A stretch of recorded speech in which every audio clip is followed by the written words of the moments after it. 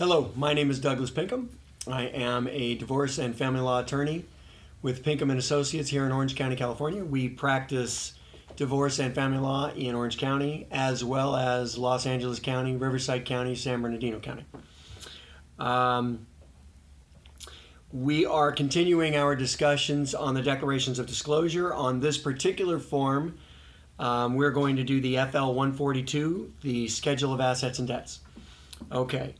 Again, some of you can see me working on the form itself, and some of you cannot see me working on the form.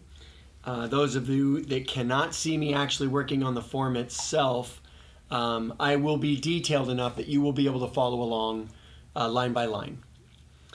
Okay, starting at the top of the form, just like all other forms, is going to be your name and address, telephone number, and where it says attorney for, if you are not represented by an attorney, you're going to put your own name in that slot.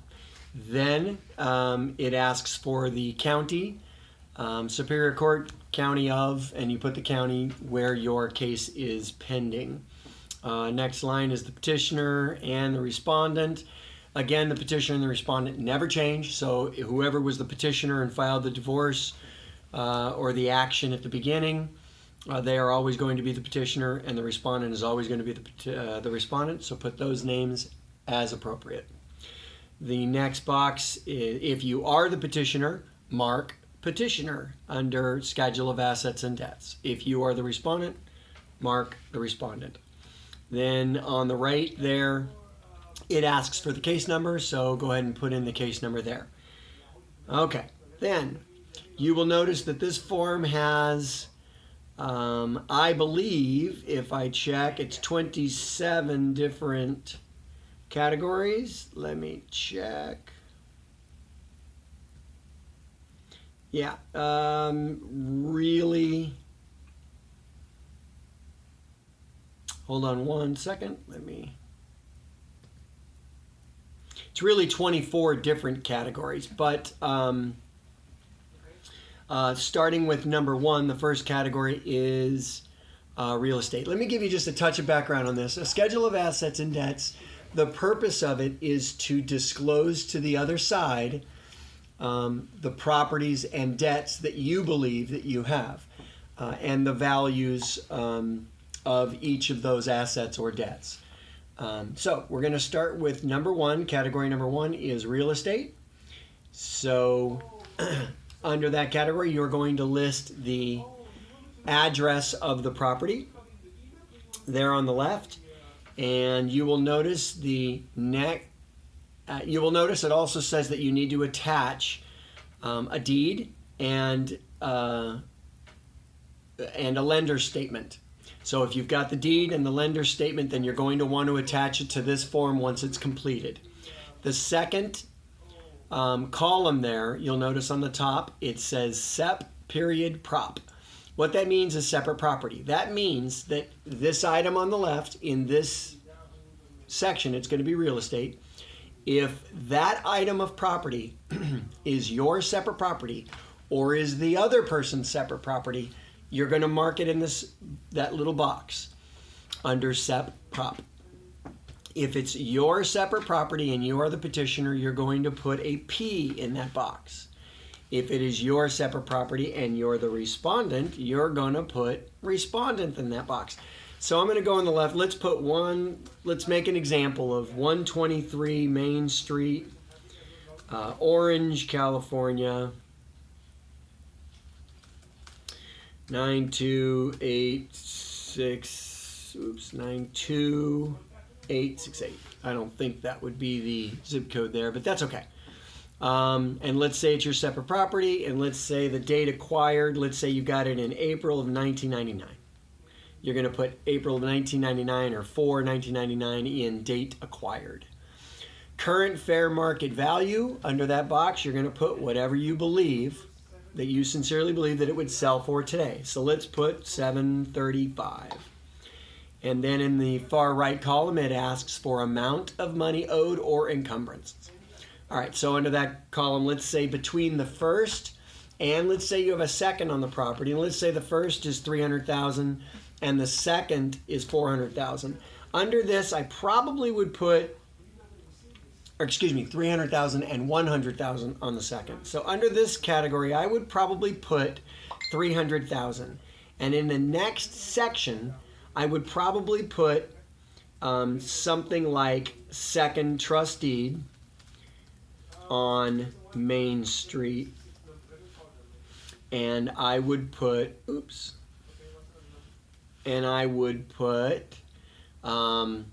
date acquired.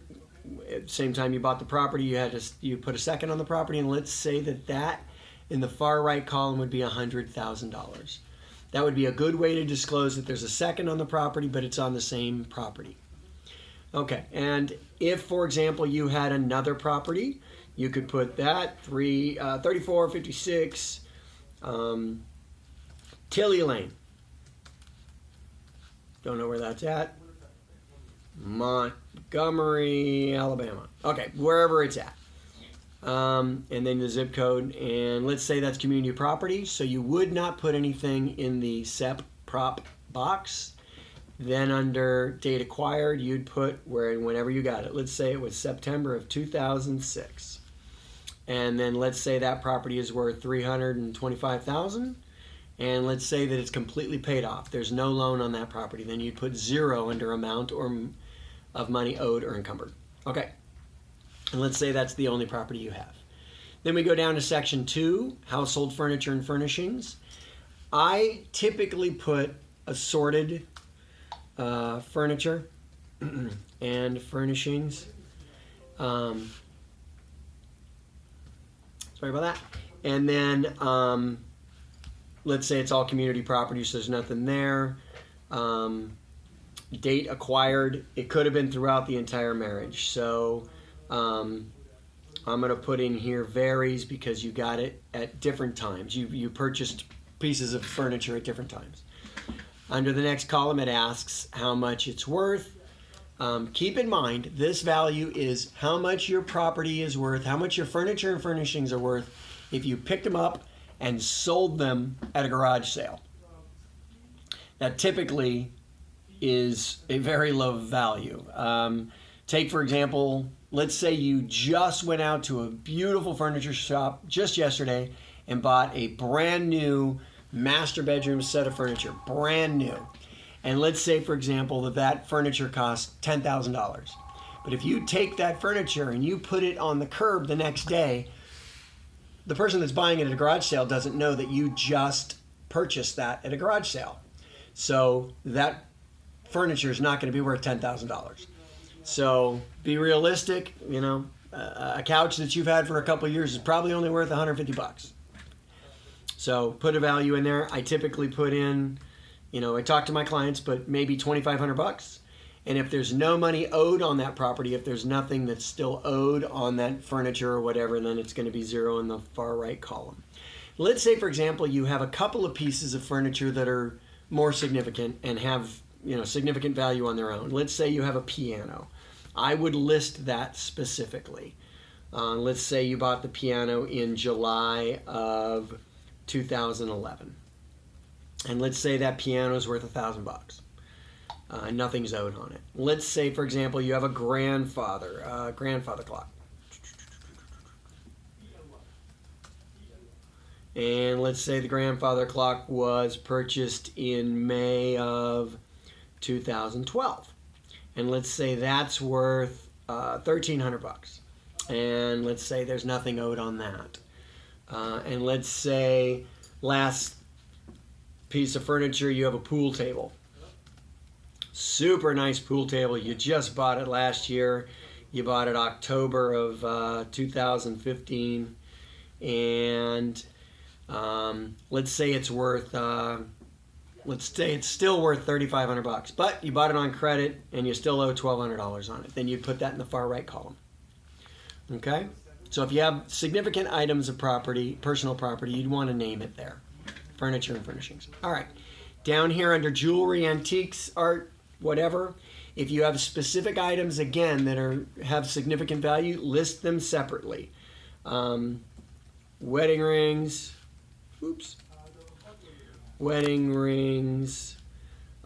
let's say hers. Now, wedding rings are a gift, so they're their separate property. So I would put, let's say the wife is the respondent in this case. I'm going to put respondent as her separate property. We got that at the date of marriage, and let's say that was back in April of 2004. And let's say it's today it's still worth $4,000 and there's nothing owed on it.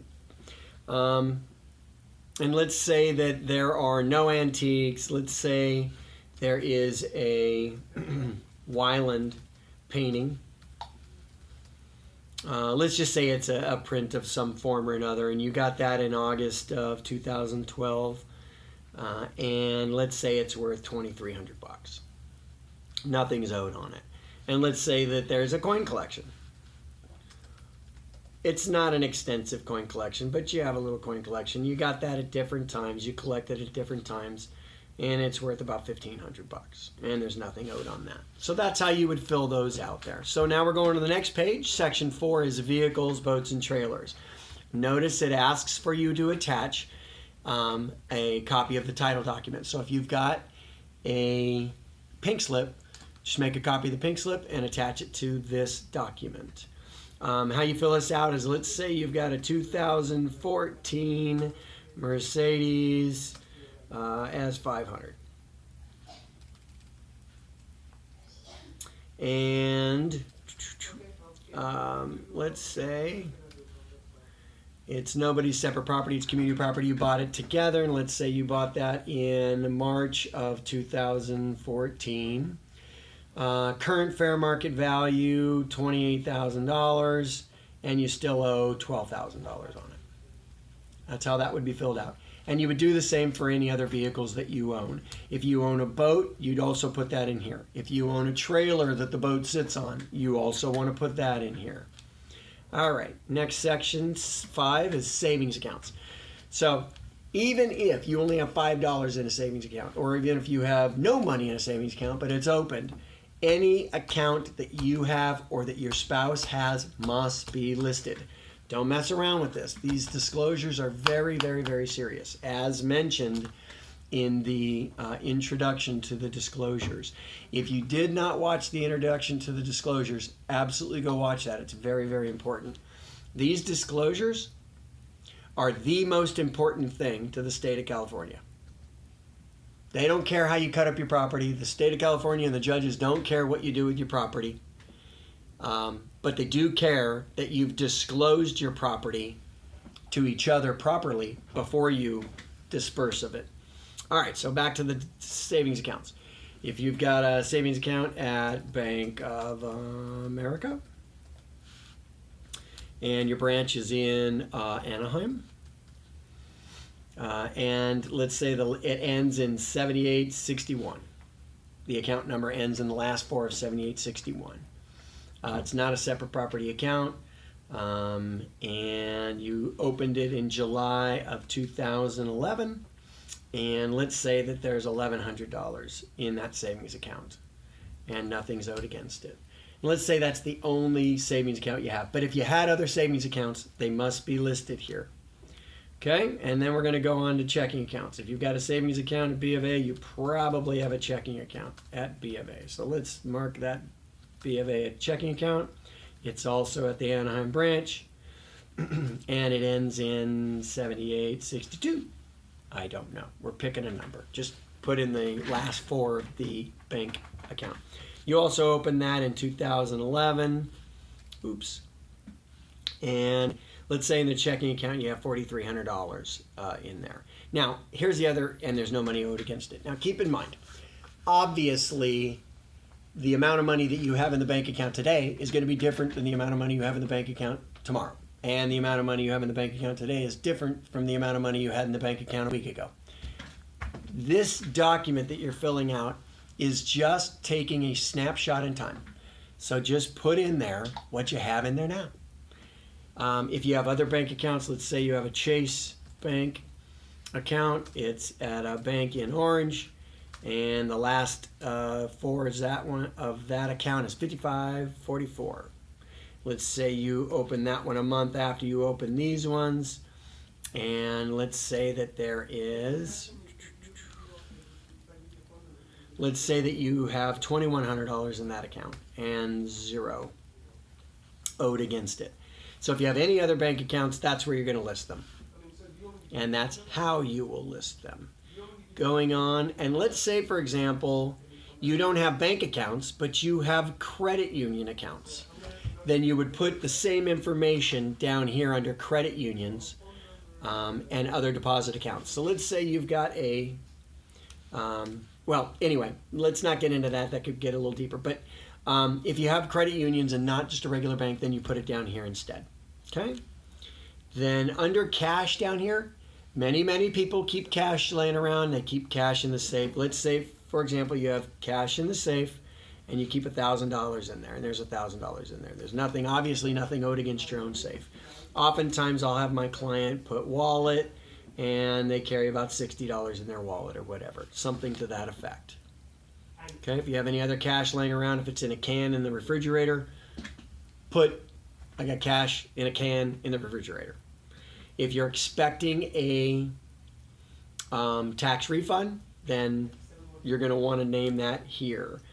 Most people, unless they've already filed for their taxes and are actually expecting it, then it's none. By the way, I'm going to go back up here and let's act like this client has, or this person has no credit union account, so I'm going to put none up there.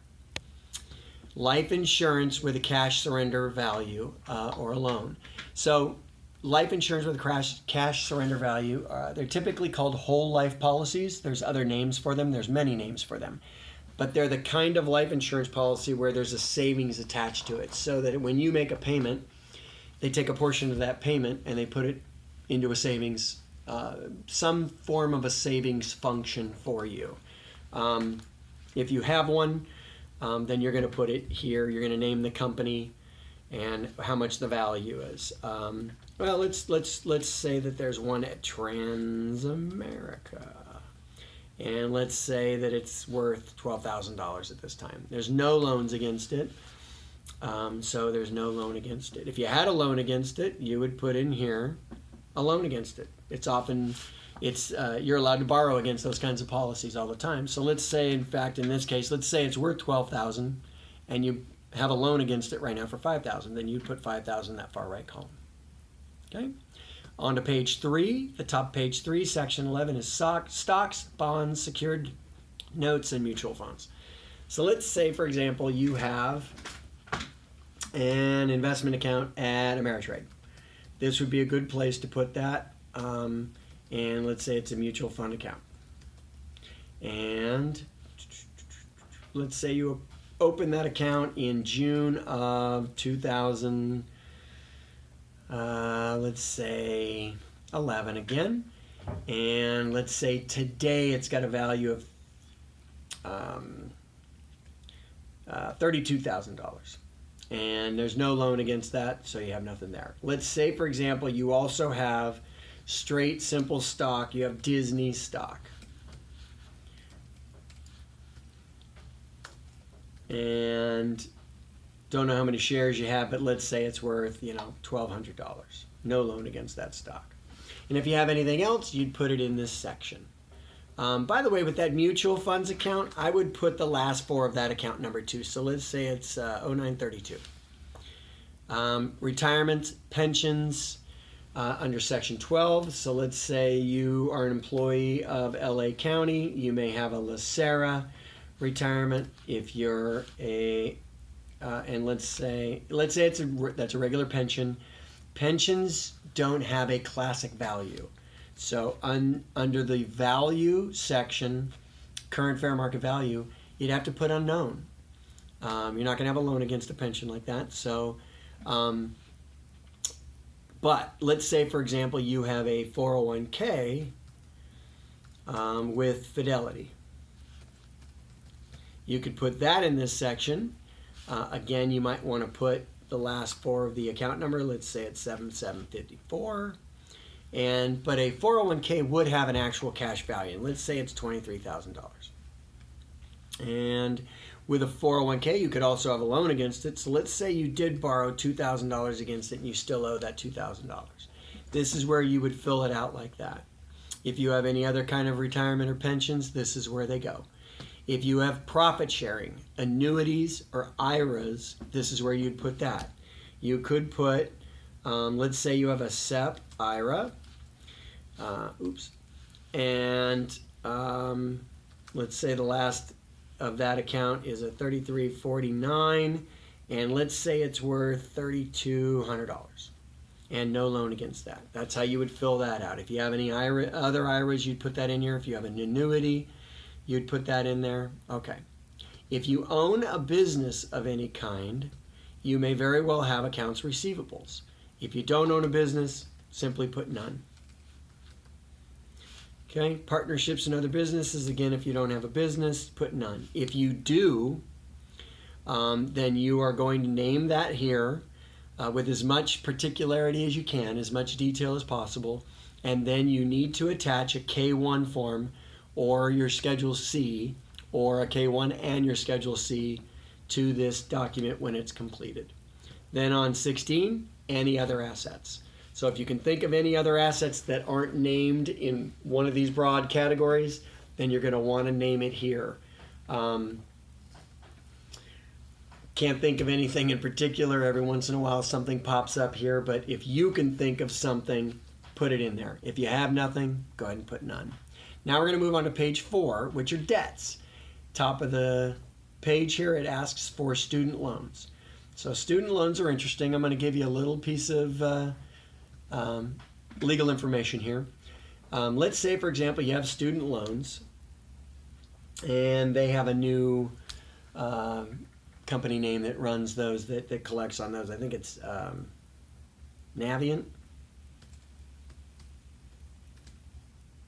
I think it's Navient. Anyway, and let's say through Navient you owe, and let me go to the top here.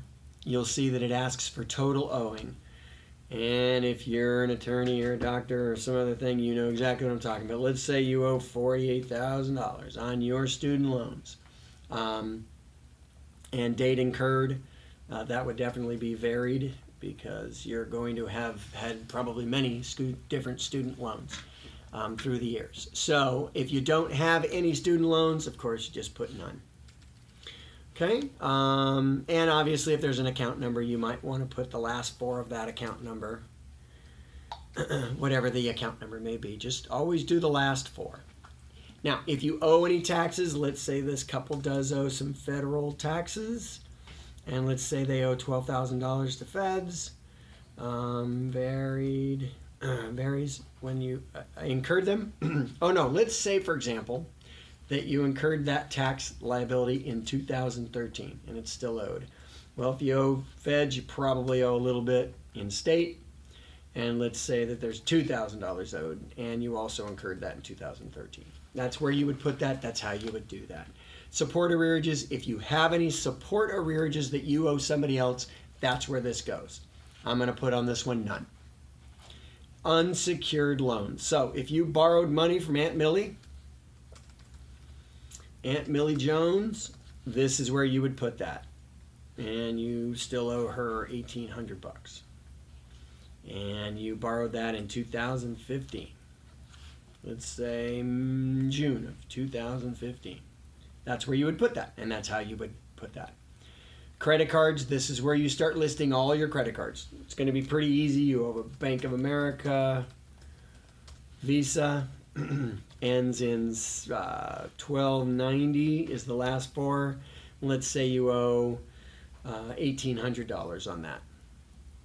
And of course, that's the date you incurred that debt was across time, so that's varied. Let's say you also have that Chase Bank, you have a Chase MasterCard, and let's say on that one you owe more money. You owe $3,000, and of course that's varied when you incurred that debt also. But if you have more, if you have 10 of them, if you have a Nordstrom's credit card, ends in 8712. Oh, forgot to give the chase the last four, so let's call it 2345. And let's say on that Nordstrom's card you owe $450. And that was from one purchase. You know exactly when you incurred that. That was September of 2015. Then you would put that date in there. Then on the bottom, section 24, any other debts. So if there are any other debts, then you would put that in here. If you have no other debts, simply put none.